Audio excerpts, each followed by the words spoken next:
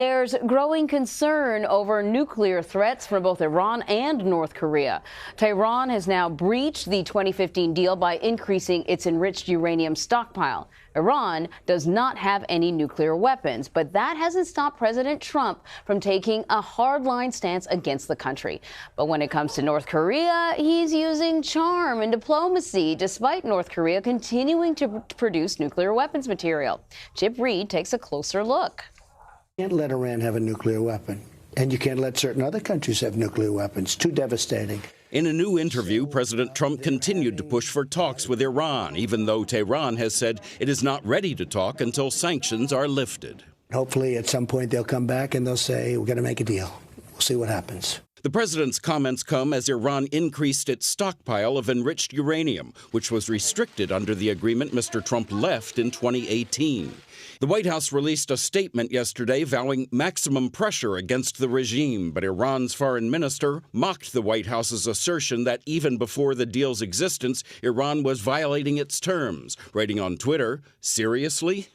My friend. Amid rising tensions with Tehran, the U.S. faces another nuclear threat in North Korea. He pats the guy on the back and gets nothing in return. Democrats continued to slam the president's foreign policy approach, but retired Admiral Sandy Winnefeld says the president is in a better position with North Korea now than when talks broke down earlier this year. He has everything to gain if he can get a deal across the table with Kim Jong-un that actually works and denuclearizes North Korea. As for Iran, Winnefeld says their actions put them on a path to having enough uranium to get their first nuclear weapon, but that would take at least another year. I think the difference between Iran and North Korea is a matter of personality of the two regimes. Kim Jong-un sees an opportunity to bond with the president and potentially use him, and the Iranians are not so willing to compromise.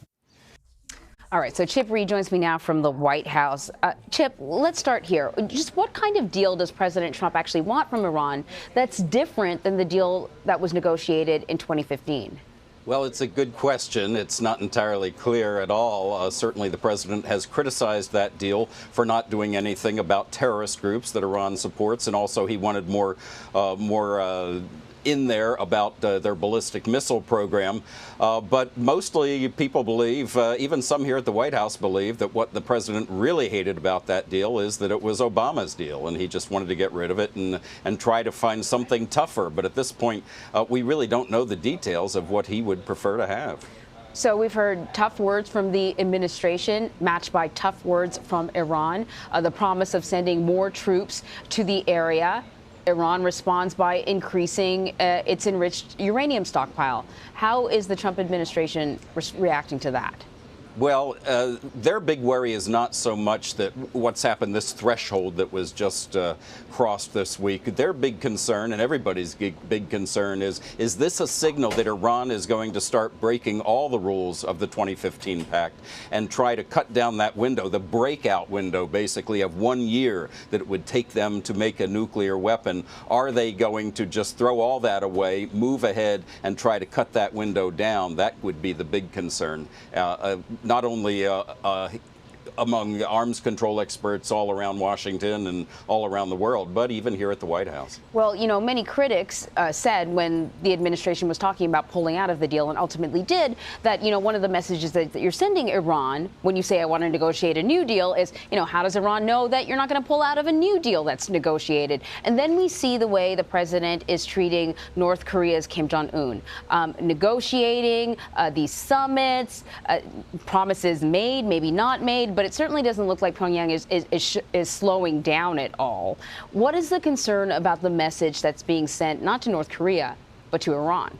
Well, they are dramatically different messages. As Admiral Winnefeld just said in that interview, President Trump's relations with other countries have to do with his personal relationships with the leaders more than anything else. And obviously, he said he fell in love with Kim Jong-un. It's a very different world. There's no love between him and anyone in Iran. So his message to Iran is simply, we are going to turn the screws. We are going to have maximum pressure until you reverse course. But there's no clear sign that they're going to reverse course. So really dramatically different situations here, in part because of his way of conducting foreign policy and foreign diplomacy very personally, and it all depends on the relationship. It's hard to imagine him ever having a personal relationship with any leader in Iran. Yeah, I sort of concur with that. Let me just switch it up a little bit and talk about the G20 summit.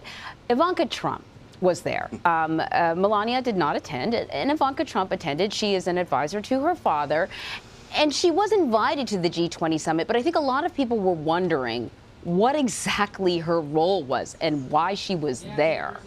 That is not clear. There are a lot of people wondering that. I think what it tells us is she still has a certain amount of clout here at the White House.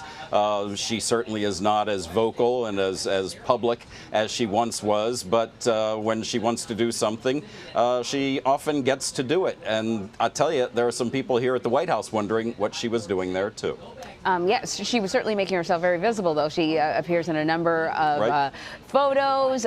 There's that sort of video that the French government uploaded where she seems to be in the middle of a conversation with Emmanuel Macron, Pierre Trudeau, the Prime Minister Theresa May. We're not sure what they're talking about, but a lot of people found it a little cringeworthy because it kind of appeared as if she had been injecting herself into the conversation, though we don't know what came before or after that video. Well, I can tell you, everybody's trying to track down exactly what she was talking about and if she actually had an effect on policy here. But at this point, it's not clear that it was anything other than small talk. Chip, for the second time, I've said Pierre Trudeau instead of Justin Trudeau. Please forgive me, but I keep switching up his dad with himself because they were both prime ministers of Canada. One is currently prime minister of Canada. So let me switch it up a little bit again. The president says that there will be tanks and fighter jets at this week's 4th of July celebration in Washington. You know, he had said that he wanted sort of a full military parade, and that was kind of scaled back after he got a look at the cost. But he spoke a little bit about his plans in the Oval Office. Let's take a listen. We're going to have a great 4th of July in Washington, D.C. It'll be like no other. It'll be special, and I hope a lot of people come, and it's going to be about this country, and it's a salute to America. And I'm going to be here, and I'm going to say a few words, and we're going to have planes going overhead, the best fighter jets in the world, and other planes, too. And we're going to have some tanks stationed outside. Got to be pretty careful with the tanks because the roads have a tendency not to like to carry heavy tanks, so we have to put them in certain areas. Yeah, that's the thing about those tanks. They weigh several tons. There's a little 30 bit to of 60 tons. There you go. So as I understand it, there's been a bit of backlash. I think I saw a tweet from DC's council saying tanks, but no tanks. Exactly. Tell me about sort of the pushback to this Salute to America event. Well, it's on many fronts. First of all, there are some at the Pentagon who are uncomfortable because traditionally the Pentagon does not get involved in events that look like they're pushing a political agenda. And certainly some people feel that way about this. In fact, some of the president's critics are calling this not a salute to America, but a salute to Donald Trump. We'll have to wait and see if it does appear to be that kind of thing or if it simply is a festive holiday. But certainly it's going to be unusual. Generally, presidents don't play a prominent role in the 4th of July celebrations, but it's also controversial on another front, and this may be the biggest issue. Usually, the 4th of July fireworks on the Mall is open to everybody, and a huge number of people show up, and you sit wherever you want, first come, first served. But in this case, there's going to be a huge area from the Lincoln Memorial all the way halfway down the reflecting pool, about 1,500 feet, that is reserved for VIPs and members of the military and friends and family of the White House. So, and only the White House apparently gets to decide who sits there. So people who usually are used to coming to the mall and just enjoying things and getting good seats because they got there early in the morning are not going to be able to do that this time around. So that may well be a big part of the controversy when this happens. But of course, we'll have to wait and see because the details are really not clear yet. You sound like the president. We'll have to wait and see. We never know. Chip, thank you so much. You bet.